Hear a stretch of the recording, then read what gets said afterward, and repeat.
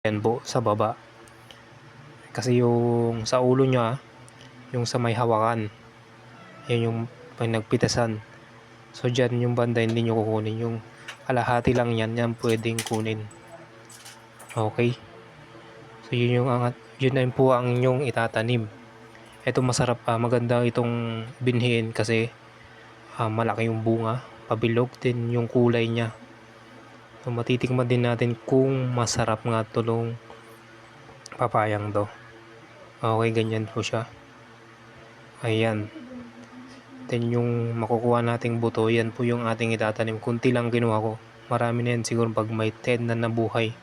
Marami na po yan. Then yung mga natirang mga buto is hindi na natin tatanim kasi mga lalaki po yan. Hindi siya magpopulate. Kaya sayang po yung effort nyo magtanim.